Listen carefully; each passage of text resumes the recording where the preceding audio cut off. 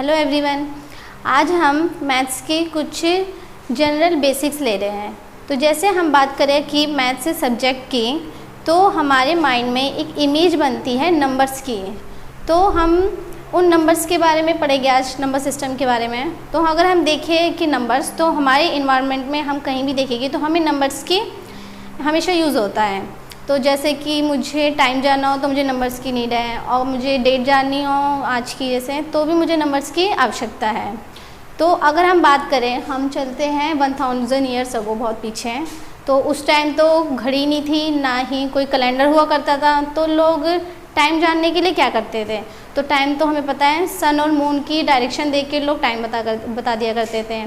और रही बात डेट्स वगैरह की, तो लोग कुछ वेज थे उनकी छोटी छोटी टिप्स, जिससे वो नंबर ऑफ़ डेज़, या फिर अगर वो हंटिंग के लिए निकले हैं तो उन्हें एनिमल्स जानने हो कि एनिमल्स कितने हैं, ये सब तो वो इस तरह से जानते थे। तो कुछ तरीके थे, जैसे अपनी फिंगर्स का यूज़ करके बता देना, या फिर वो एक टैली मार्क यूज़ करते थे, जो कि हमें पता है टैली मार्क्स 1 2 3 4 5 इस तरीके से लाइन खींच के यूज़ करते थे। या फिर वो स्टोन्स और स्टिक्स का यूज़ करते थे कि स्टोन्स और स्टिक्स को काउंट कर करके और उनका मतलब कि काफ़ी ढेर लगा लेते थे। तो ये तरीका ठीक था, लेकिन कुछ काउंटिंग्स था। लेकिन जब हमें बड़े बड़े नंबर्स की बात करने लगे तो ये तरीका हमारा फेल हो गया, या फिर कहो कि उतना सुटेबल नहीं बैठा। फिर उसके बाद में टाइम बीतता रहा। जब हमारे बार्टर सिस्टम में means exchange of goods and services, तो उस टाइम हमें एक मेजर यूनिट की आवश्यकता पड़ी कि हम कोई गुड किसी से खरीद रहे या फिर ले रहे तो किस क्वांटिटी में खरीदे, हमें नंबर्स की नीड थी। तो जब मनुष्य को ये महसूस हुआ कि उसको नंबर्स की ज़रूरत है, तो सभी लोगों ने अपने कल्चर के अकॉर्डिंग, या फिर कह लो कि अपनी नीड के अकॉर्डिंग, अपने कल्चर वाइज नंबर सिस्टम बनाए। तो इस तरह से क्या होता था कि सबके नंबर सिस्टम सबकी नीड के अकॉर्डिंग डिफरेंट होते थे। तो जब हम और टाइम बाद आए कि जब हम एक जगह से दूसरी जगह पे जाते थे बिज़नेस के लिए, बिज़नेस डील के लिए, तो उस टाइम हमें ये प्रॉब्लम क्रिएट होती थी कि सबके नंबर सिस्टम अलग अलग होता था। तो हम बिज़नेस डील किस तरह से करें? तो ये माना गया है कि हमें एक कॉमन नंबर सिस्टम बनाना चाहिए, जिससे हम इजीली बिज़नेस को आगे बढ़ाएं और सब मतलब कि इसी नंबर सिस्टम को सभी फॉलो करें। तो एक नया नंबर सिस्टम बनाया गया, जो कि आजकल हम यूज़ करते हैं, करंट नंबर सिस्टम अरेबिक। तो इसका ये फ़ायदा हुआ कि ये इजीली अंडरस्टैंडेबल था, सभी इसको इजीली अंडरस्टैंड कर सकते थे, और ये सभी के द्वारा अपनाया गया था, जो कहते हैं कि यूनिवर्सली एक्सेप्टेड था। तो अब हम इसी का ही पढ़ते हैं कि करंट नंबर सिस्टम, अब हम इसे पढ़ेंगे। तो हम नंबर सिस्टम पढ़ने जा रहे हैं। तो ये है नंबर लाइन, जिस पे हमने कुछ नंबर डिनोट किए हैं। तो जब स्टार्टिंग में लोग फिंगर से काउंट करते थे, तो सिंपली नंबर होते थे 1 2 3 4। तो उन नंबर सेट को, यानी 1 2 3 4 से इन्फिनिटी तक जो सेट गए, तो इनको हमने नाम दे दिया नेचुरल नंबर। नेचुरल नंबर इसलिए कहते हैं क्योंकि ये नेचर से हमको मिले हैं, इसलिए। तो इनको नेचुरल नंबर यानी प्राकृतिक संख्या, इसका सिंबल है कैपिटल N। तो सिंपली जैसे कि मेरे पास 5 पेन हैं या फिर 10 पेंसिल है, तो मैंने क्या दिया कि I have 5 pens and 10 pencils. अब दूसरी सिचुएशन आई कि जैसे मेरे पास एक भी पेन नहीं है और कोई भी पेंसिल नहीं है, तो मैं कहूँगी कि आई हैव नो पेन। तो मैं उसको किस तरह से डिनोट करूँगी? तो उसको डिनोट करने के लिए हमने एक नया नंबर डाला, 0। और 0 पता है भारत की देन, आर्यभट्ट जी ने इसको इन्वेंट किया। तो जब हमारे पास 0 आ गया, तो हमारा एक नया सेट बन गया 0 से इन्फिनिटी तक, यानी 0 को मिला के सारे नेचुरल नंबर। तो ये हमारा नया सेट कहलाया होल नंबर, पूर्ण संख्या। इसका सिंबल है W। तो ये हमारे नेचुरल और होल नंबर। फिर इन्हीं को ही कुछ अलग अलग कैटेगरी में बांट दिया, इवन नंबर और ऑड नंबर। इवन नंबर सम संख्या, वो जो 2 से डिवाइड हो जाए, इजीली 2 से डिवाइड हो। एग्जांपल के लिए 2 4 6 8 एंड सो ऑन। और ऑड नंबर जो 2 से डिविजिबल नहीं हो, यानी 3 5 7 9 एंड सो ऑन। बचा 0, तो उसको हम इवन नंबर की कैटेगरी में रखेंगे। इसी तरह से दूसरा देखते हैं हम, प्राइम नंबर और कंपोजिट नंबर, यानी अभाज्य संख्या और भाज्य संख्या। प्राइम नंबर कौन से नंबर? प्राइम नंबर वो नंबर जिनके एग्जैक्टली 2 फैक्टर्स हो। Exactly 2 factors. अब वो फैक्टर्स कौन कौन से होंगे, एक तो 1 और एक वो खुद नंबर, यानी 1 एंड इटसेल्फ। एग्जाम्पल लिखते हैं इसका 2 3 5 7। हम 2 को देखेंगे, 2 के 2 फैक्टर्स है 1 एंड 2, 3 के 2 फैक्टर्स है 1 एंड 3, इस तरह से 5 और 7 के।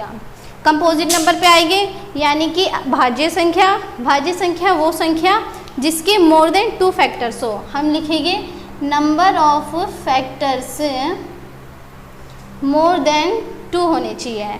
तो इसके एग्जांपल में हम लिखते हैं 2 4 6 8 9। मैंने 2 का देखा, 2 के फैक्टर 2 हमने कंसीडर किया प्राइम नंबर में, तो यहाँ पे हम चलेंगे 3 4 6 8 और 9। 4 के फैक्टर 1 2 4। 6 के फैक्टर में लूँगी तो 1 2 3 6। तो यहाँ पे हम क्या देख रहे हैं, इनके फैक्टर जो है 2 से ज़्यादा है, तो ये मेरे कंपोजिट नंबर। अब प्राइम नंबर और कंपोजिट नंबर हमने देखा कि 2 से स्टार्ट हो रहे थे, तो फिर अब रहेगी बात 1 की। तो 1 हमारा ना हम उसको प्राइम नंबर की कैटेगरी में डालेंगे, ना हम कंपोजिट नंबर की कैटेगरी में, तो हम क्या देंगे 1 is nether prime nor composite number.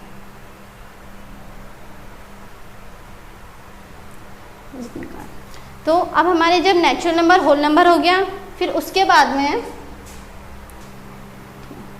Natural और होल नंबर के बाद अब हम चलते हैं कि जैसे मुझे टेम्परेचर नापना है, तो मुझे पता है टेम्परेचर मेरा नेगेटिव में होता है, और अगर जैसे कि कई बार हमें बैंक में बैलेंस भी नेगेटिव में शो होता है, यानी वो नंबर्स जो 0 से छोटे होते हैं, तो उनको मेज़र करने के लिए हम चलते हैं नंबर लाइन के लेफ़्ट साइड, यानी 0 से छोटे नंबर -1 -2 -3 -4, और ये जाएंगे -इन्फिनिटी तक।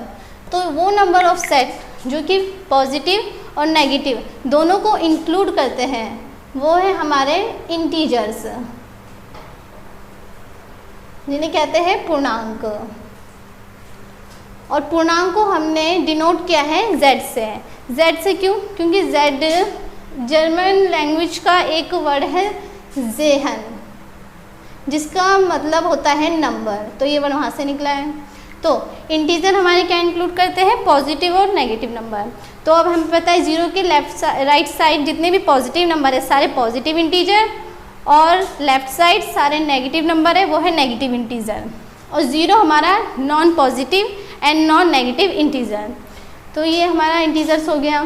फिर उसके बाद में जब हमने इंटीजर पढ़ लिया है, तो अब एक सिचुएशन वो क्रिएट होती है कि फॉर एग्जांपल मेरे पास बर्थडे पार्टी है कोई, मेरे पास केक था, उस केक को हमने हाफ काटा, सब में बांट लिया, सब फ्रेंड्स ने खा लिया, ठीक है। फिर उसके बाद में आधा जो केक रह गया, अब मुझे मतलब हाफ को डिनोट करना है, हाफ को मेज़र करना है, तो वो मैं कैसे करूँगी, क्योंकि हमारे पास तो पॉजिटिव और नेगेटिव नंबर है, यानी हाफ, यानी ना 1 और ना 2, आधा होने चाहिए बिल्कुल। तो उसको तो हम डिनोट करते हैं हाफ को 1/2 करके। तो इस तरह से कुछ नंबर जो 1/2, 2/3, 4/6 यानी फ्रैक्शन की फॉर्म में होंगे, तो ये नंबर मेरे कहलाएंगे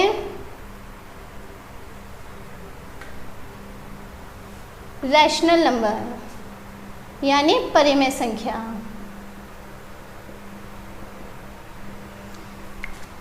रैशनल नंबर परिमेय संख्या। तो परिमेय संख्या वो संख्या जिनको हम p/q की फॉर्म में लिखेंगे, p/q की फॉर्म में लिखेंगे। p and q are integers, और q जो मेरा है नॉट इक्वल टू 0 होने चाहिए। तो हम देखते हैं एग्जांपल रैशनल नंबर के क्या क्या एग्जांपल हैं। तो रैशनल नंबर में तो मैं ये कह सकती हूँ कि नंबर लाइन पे जितने भी इंटीजर्स हैं सारे रैशनल नंबर होंगे। एक एक करके देखते हैं, जैसे 0 के नीचे मैंने 1 लगा दिया तो p/q की फॉर्म में हो गया, और जिसका डिनोमिनेटर 0 नहीं होने चाहिए, और यहाँ पे 0 नहीं है, तो 0 मेरा रैशनल नंबर। इसी तरह से मैं 1 2 3 4 सबके डिनोमिनेटर में 1 लगाती जाऊँगी, सब p/q की फॉर्म में हो जाएंगे और मेरे रैशनल नंबर कहलाएंगे। तो ये सारे मेरे रैशनल नंबर। और सिंपली अगर हम फ्रैक्शन वाले ले तो all fraction numbers are rational number, 2/3, negative वाले भी -4/6, 8/2 सारे। फिर उसके बाद हम चलते हैं रैशनल नंबर की एक और कैटेगरी पे, वो है डेसिमल में, जिनको 2 कैटेगरी में डिवाइड कर दिया है, terminal and non terminal repeating. तो अगर मेरे पास पॉइंट्स में नंबर है, जैसे कि 0 और 1 के बीच में मेरा 0.5 आ गया, तो मैं कैसे पता लगूँ कि 0.5 रैशनल नंबर है या नहीं है? तो 0.5 इधर लिखते हैं हम, 0.5। तो अगर मैं इसको सॉल्व करूँगी, सिंप्लीफाई करूँगी, तो पॉइंट हटा के मेरा 10 आ जाएगा, सिंप्लीफाई करके एकदम 1/2 आ जाएगा, फ्रैक्शन की फॉर्म में आ गया, तो ये मेरा रैशनल नंबर है। इसी तरह से जब हमें एग्जैक्ट पॉइंट में दे रखा होगा तो हम कैसे पता करेंगे? तो जैसे मेरे पास 1/4 है और 1/3 है, तो 1/4 को मैं सिंप्लीफाई करके पॉइंट में लाऊंगी, डेसिमल फॉर्म में लाऊंगी, तो 0.25, और 1/3 को डेसिमल में लाऊंगी तो 0.3333, और ये आगे तक जाएगा। अब हम डेसिमल फॉर्म पे आते हैं। डेसिमल में हमें 2 सिचुएशन देखनी पड़ेगी, हमारा डेसिमल नंबर टर्मिनेटिंग है या फिर नॉन टर्मिनेटिंग रिपीटिंग है। एग्जाम्पल लिया मैंने 1/4 और 1/3, इनको डेसिमल फॉर्म में लिखा 0.25। 0.25 मेरा एग्जैक्टली डिविजिबल हो गया है, इसमें कोई रिमाइंडर नहीं बचा, तो ये है मेरा टर्मिनेटिंग नंबर। और सेकेंड हम कहते हैं 1/3 पे, तो ये इसका रिमाइंडर बच रहा है और ये आगे तक जा रहा है, कंटिन्यू हो रहा है आगे तक, लेकिन ये रिपीट हो रहा है, और रिपीट होते हुए ये एक पैटर्न फॉलो कर रहा है 3333। तो ये है मेरा non terminating repeating decimal number. तो रैशनल नंबर के लिए हमें टर्मिनेटिंग या फिर नॉन टर्मिनेटिंग रिपीटिंग नंबर होना चाहिए, ये या फिर ये। फिर उसके बाद में हमने सिंपली फ्रैक्शन नंबर को कह दिया रैशनल नंबर है, डेसिमल होगा तो हम पहचान लेंगे रैशनल नंबर है। इसके बाद एक 4th कैटेगरी आती है रूट में। अगर हमारा कोई भी नंबर रूट में होगा, जैसे 2, 5, 6, 7, 8 कोई भी है, तो हम कैसे पहचानें कि रैशनल नंबर है कि नहीं? तो रैशनल नंबर के लिए सिंपल, रूट को हमें देखने चाहिए कि वो परफेक्ट स्क्वायर होना चाहिए, तो हम रूट को लिखेंगे परफेक्ट स्क्वायर। तो अब हम रूट में देख लेंगे हमारे परफेक्ट स्क्वायर कौन कौन से होते हैं, 4, 25, 36। सिंपली रूट 4 को सॉल्व करेंगे तो 2 आएगा, 5 को सॉल्व किया तो 5, और 6 को सॉल्व किया तो 6, और 2, 5, 6 इंटीजर्स है, और हमने ऑलरेडी कह दिया है कि सारे इंटीजर्स मेरे रैशनल नंबर होंगे। तो रैशनल नंबर को फॉलो करने की ये 4 कैटेगरी, जिनको देख के हम इजीली बता सकते हैं कि ये हमारे रैशनल नंबर है। फिर हम चलते हैं, हमने रैशनल नंबर पढ़ लिया, अब उसके बाद हम इरैशनल नंबर पे चलते हैं। तो जैसे रैशनल नंबर से उसका वर्ड है रैशनल, तो उसका अपोजिट इरैशनल है। तो रैशनल में हमने कहा था कि वो नंबर जो p/q की फॉर्म में एक्सप्रेस किए जा सकते हैं। तो इरैशनल फॉर्म में, इरैशनल नंबर में हम सिंपल कहते हैं कि वो नंबर जो p/q की फॉर्म में हम नहीं लिख सकते हैं। तो हमें पता है p/q इंटीजर्स होते हैं और q ≠ 0 होते हैं। तो जो इस स्टेटमेंट को फॉलो नहीं करते वो इरैशनल नंबर होते हैं। अब हम उनके एग्जाम्पल देखते हैं। एग्जाम्पल में रूट के नंबर, अब रूट में हमने कहा था रैशनल नंबर को कि वो रैशनल नंबर जिनके परफेक्ट स्क्वायर होते हैं, वो नंबर्स, वो स्क्वायर रूट जिनके परफेक्ट स्क्वायर होते हैं वो रैशनल नंबर, और जिनके परफेक्ट स्क्वायर नहीं होते वो सारे नंबर जाएंगे इरैशनल नंबर में। एग्जाम्पल लिखते हैं √2, 5, √7। तो अब हम बात करते हैं √2, √5, √7 इरैशनल नंबर है। तो लेकिन अगर हम देखें कि हमने ये तो कहते हैं सारे नंबर डेली लाइफ में यूज़ होते हैं, लेकिन अब हम किसी को ये तो कहते नहीं है कि मेरे पास √2 एप्पल है, √5 पेंसिल है, ये सब। तो अब ये √2 वाले नंबर यूज़ कहाँ होते हैं? तो जैसे कि कोई बिल्डिंग है और ये कोई बिल्डिंग और यहाँ पे कोई पर्सन खड़ा इतनी दूरी पे है, ये कोई पर्सन और ये हमारी बिल्डिंग। तो जब हम बात करते हैं कि यहाँ से मुझे लैडर का यूज़ करके कोई किसी भी मंजिल पे जाना है, तो यहाँ हम लैडर लगाएंगे, तो हमें उसके एंगल जांचने के लिए, यानी इसके लिए डायरेक्शन नापने के लिए हम अंडर रूट का यूज़ करते हैं। तो इस सिचुएशन में हमारे ये नंबर्स यूज़ होते हैं इरेशनल नंबर। तो हमने रैशनल नंबर पढ़ लिया, इरेशनल नंबर पढ़ लिया। तो अब हम चलते हैं कि नंबर लाइन पे रैशनल नंबर भी होते हैं और इरेशनल नंबर भी होते हैं। अब रियल नंबर सिंपली है, सारे रैशनल और इरेशनल नंबर सबको मिला दिया जाए तो रियल नंबर बनते हैं। तो हम कहेंगे all rational and irrational numbers are real number.